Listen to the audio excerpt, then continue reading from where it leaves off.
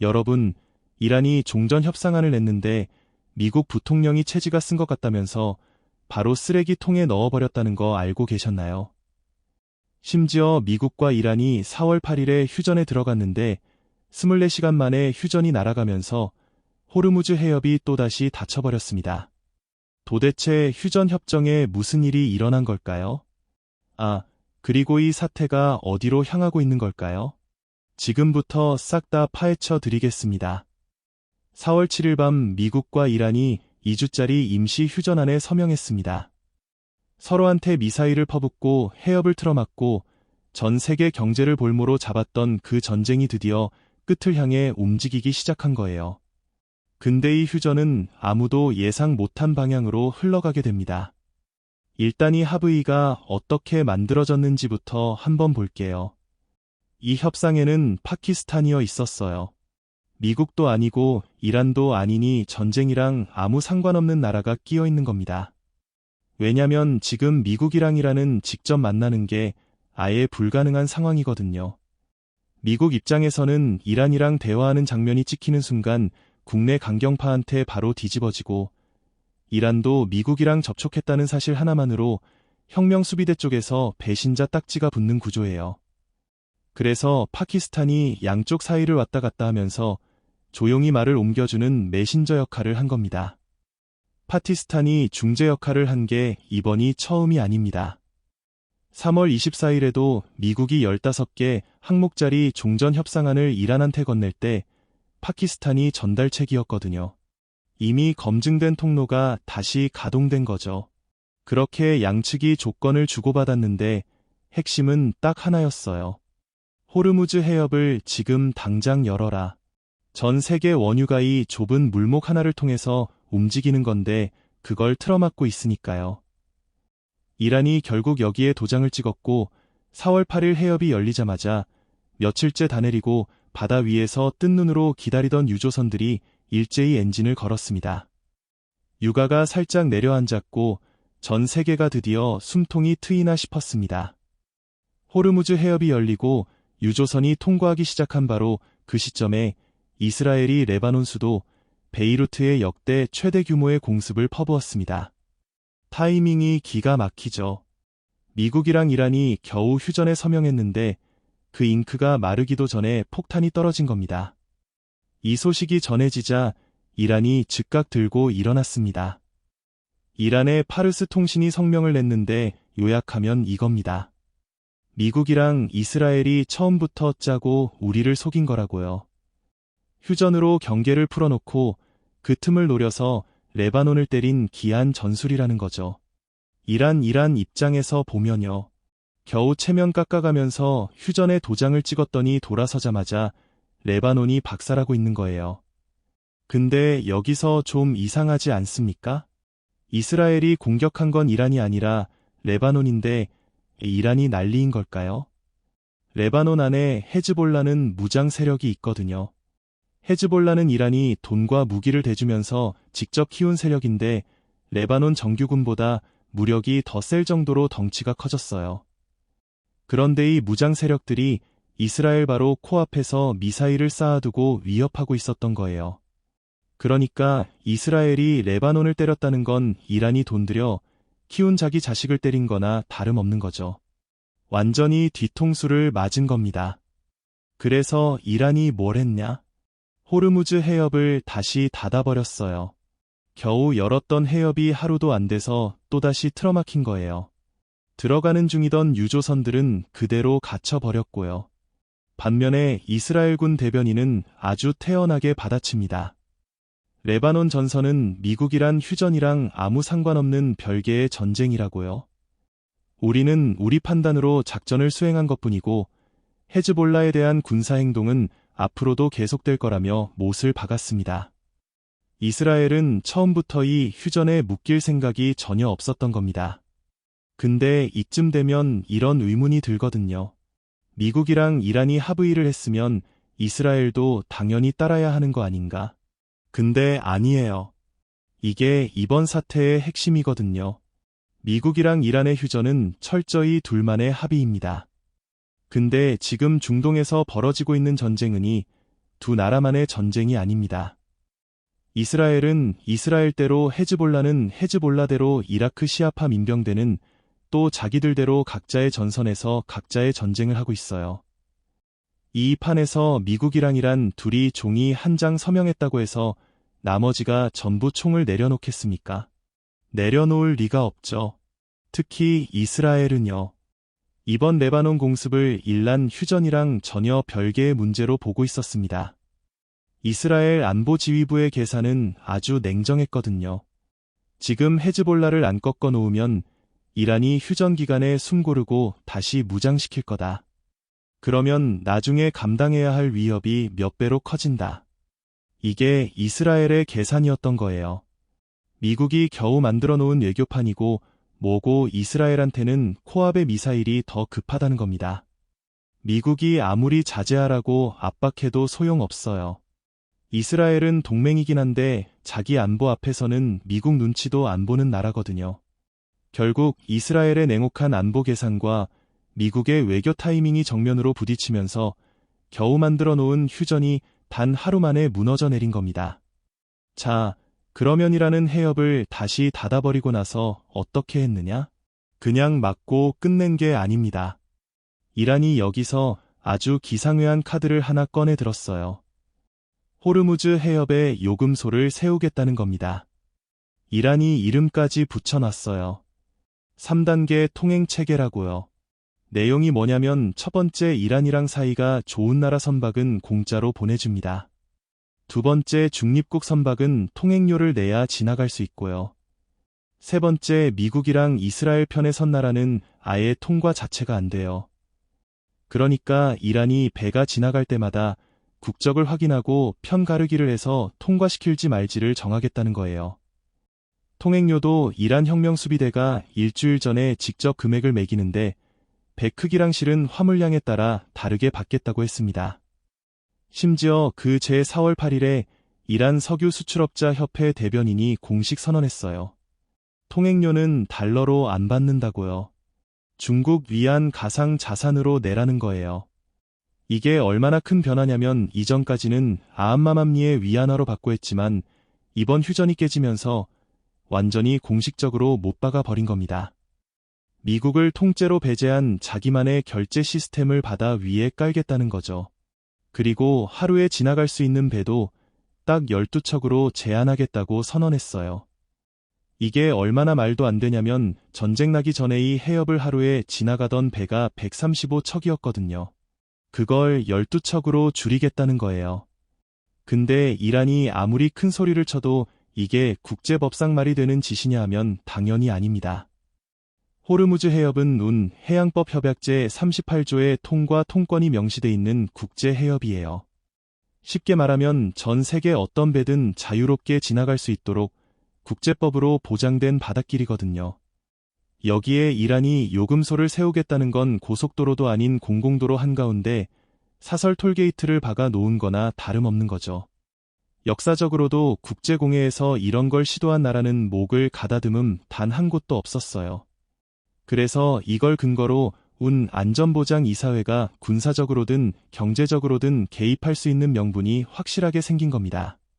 근데 한편으로는 이런 시각도 있어요. 이란이 요금소를 차려놨다 한들 그걸 실제로 굴릴 해군이 남아 있느냐는 거예요. 이란은 전쟁 내내 미국이랑 이스라엘한테 집중 타격을 당하면서 군함은 박살났고 주요 기지는 뚫렸고 해군 최고 사령관인 알리레자 탕실리까지 사살당한 상태거든요. 요금소는 번듯하게 차려놨는데 경비원이 없는 꼴인 거죠. 그래서 국제사회에서는 이란의 3단계 체계가 사실상 허세에 가깝다는 시각이 많습니다.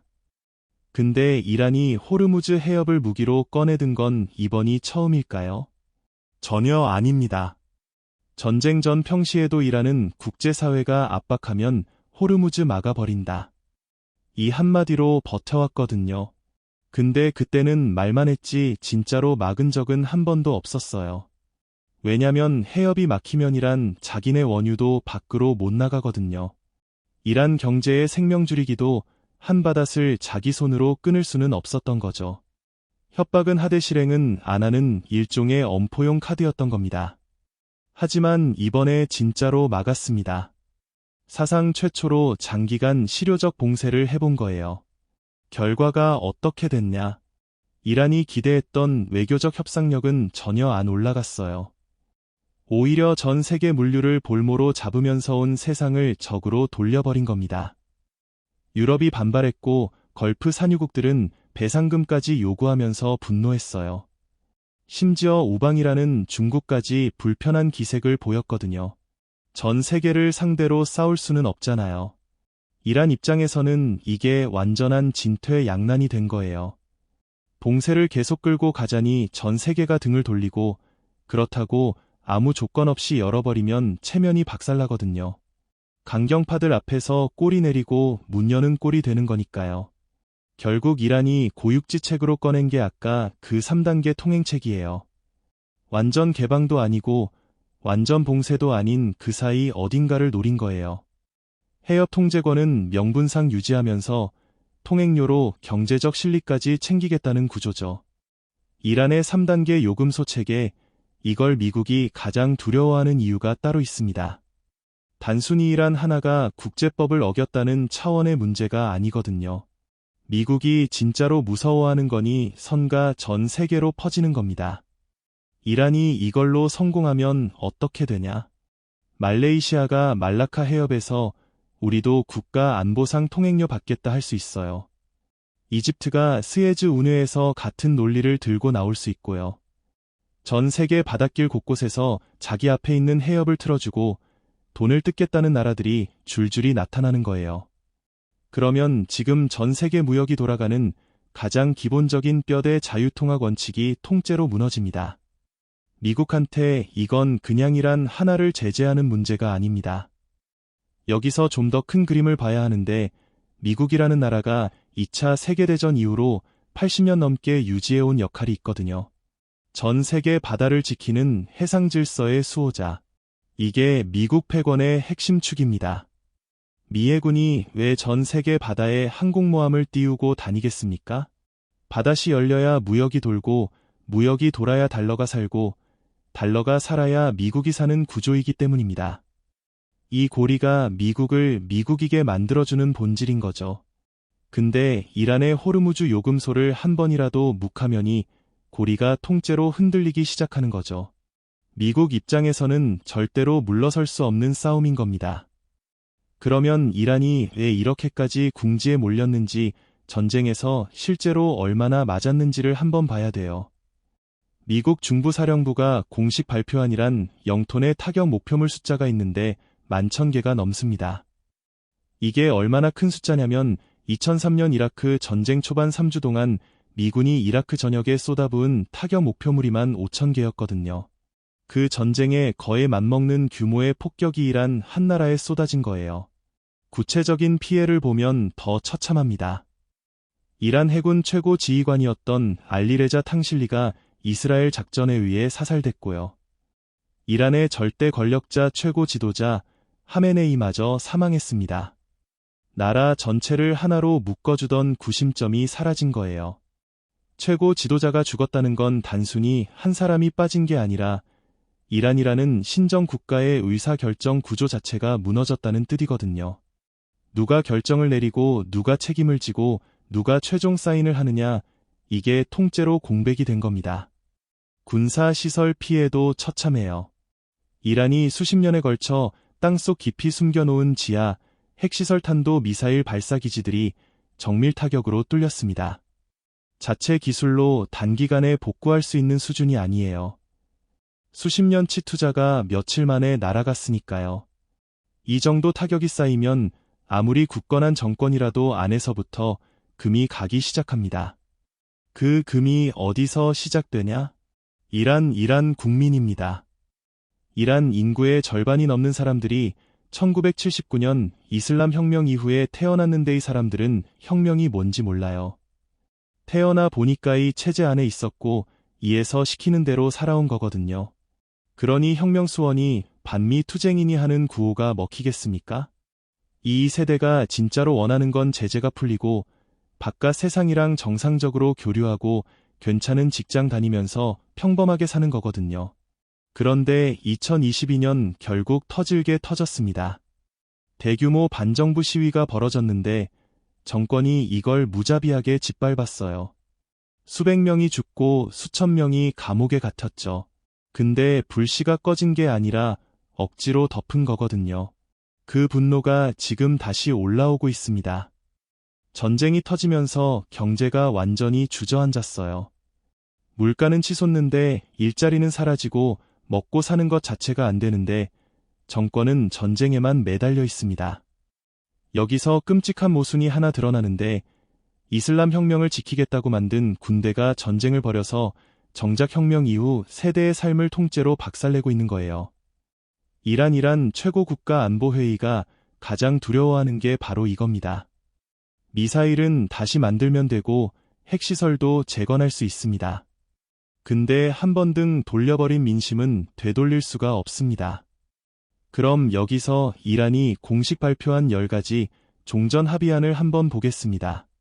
제재 해제, 우라늄 농축 인정, 호르무즈 통제권 유지, 미군 철수까지. 근데 여러분 이거 자세히 읽어보실 필요 없어요. 왜냐면 이 합의안 뒤에 숨겨진 얘기가 하나 있거든요. 이란이 미국한테 전달한 10개 항 종전안이 3가지 버전이 있었거든요. 첫 번째 버전은 위트코프 중동 특사랑 쿠슈너한테 전달됐는데 이걸 본 벤스 부통령이 뭐라고 했냐면요. 솔직히 체지가 쓴 것 같다. 바로 쓰레기통에 넣었다 했습니다. 나라와 나라 사이의 종전 협상안을 보고 AI가 쓴 것 같다며 버려버린 거예요. 그래서 미국과 파키스탄, 이란이 머리를 맞대고 두 번째 버전을 새로 만들었는데 이건 훨씬 합리적이었고 협상해볼 만하다고 트럼프가 언급한 게 바로 이 두 번째 안입니다. 근데 문제는 세 번째 버전이에요. 이란 최고국가안보회의가 또 다른 안을 대놓고 공개 발표해버렸거든요. 벤스 부통령 말로는 첫 번째보다도 더 과한 내용이었다고 해요. 심지어 백악관은 이걸 SNS를 통해서 알게 됐습니다. 자기들이 협상하고 있는 안이 전혀 다른 내용이 돌아다니고 있었던 거죠. 근데 이란은이 세 번째 버전을 미국이 전부 수용한 안이라고 승리를 선언하면서 자국민한테 대대적으로 선전해버렸거든요. 미국은 즉각 부인했습니다. 저건 우리가 합의한 안이 아니라고요? 트럼프도 분노했어요. 이란에서 이걸 발표한 사람은 우리 협상이랑 전혀 관계 없는 사람이라고 깎아내렸거든요. 근데 발표한 곳이 이란 최고국가안보회의예요. 이란에서 가장 높은 안보기구입니다. 그 기구를 관계없는 사람들이라고 무시할 정도로 양쪽 간극이 심하다는 거죠. 아까 제가 화면으로 보여드린 10가지 합의안 그게 바로 이 세 번째 버전입니다.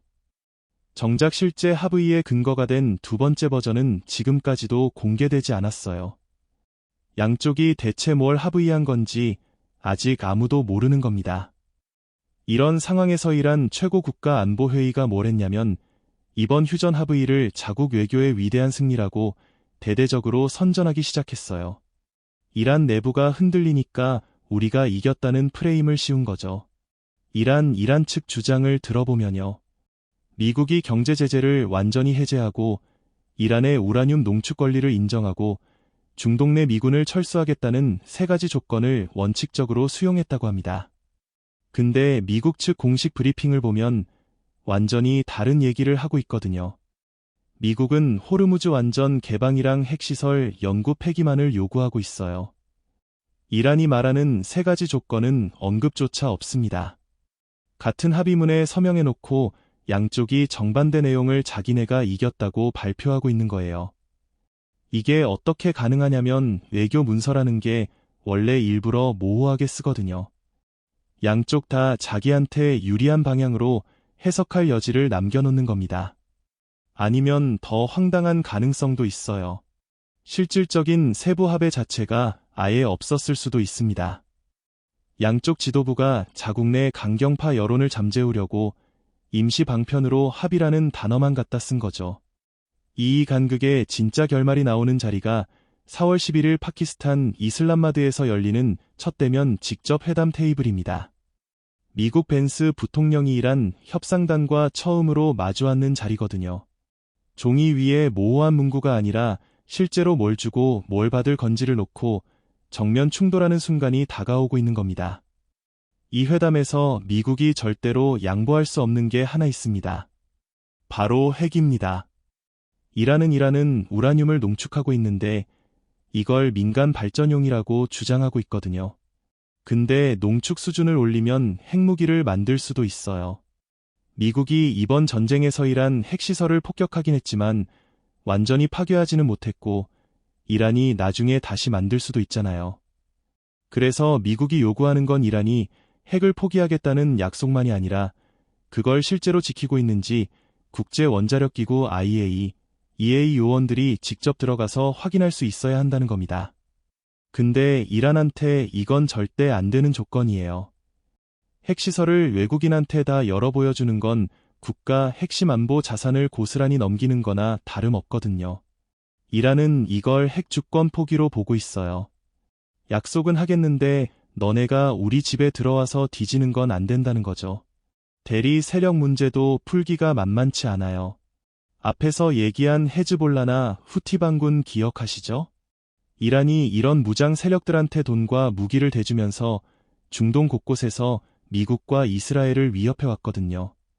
미국은 당연히 자금줄을 끊으라고 요구하는데 이란이 끊겠다고 약속해도 그걸 외부에서 확인하고 강제할 방법이 없어요. 여기서 협상을 진짜로 꼬이게 만드는 건 또 이스라엘입니다.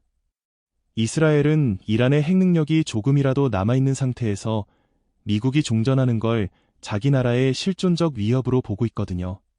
그러니까 미국이랑 이란의 협상이 조금이라도 진전되는 기미가 보이면 이스라엘은 그 판을 깨기 위해 레바논 공습 같은 선제적 행동을 언제든 벌일 동기가 있는 거예요.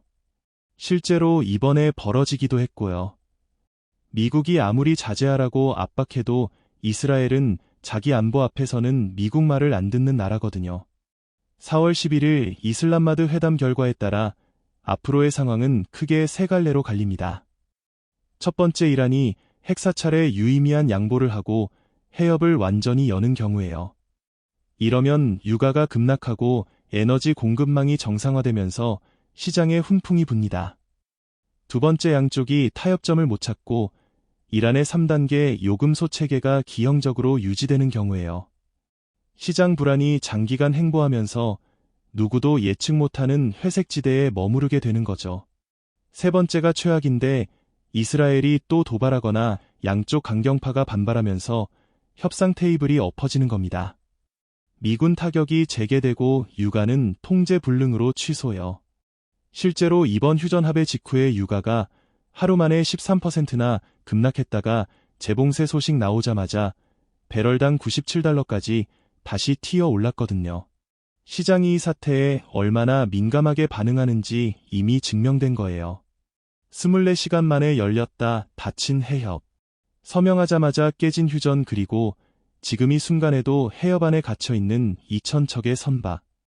이 모든 상황의 방향이 4월 11일 이슬람마드 회담 테이블 위에서 결정됩니다. 여러분은 이 상황 어떻게 보시나요? 4월 11일 회담에서 돌파구가 나올 거라고 보시나요? 아니면 이대로 휴전이 무산될까요? 그리고 이란이 정말 첫 번째 합의안을 챗GPT로 썼을까요? 오늘 영상 도움이 됐다 싶으면 좋아요 한번 꾹 눌러주시고요. 궁금한 거 있으면 댓글로 남겨주세요. 제가 또 밤새서 파헤쳐 올게요. 구독이랑 알림 설정 꼭 해두시고 우리 다 같이 행복합시다.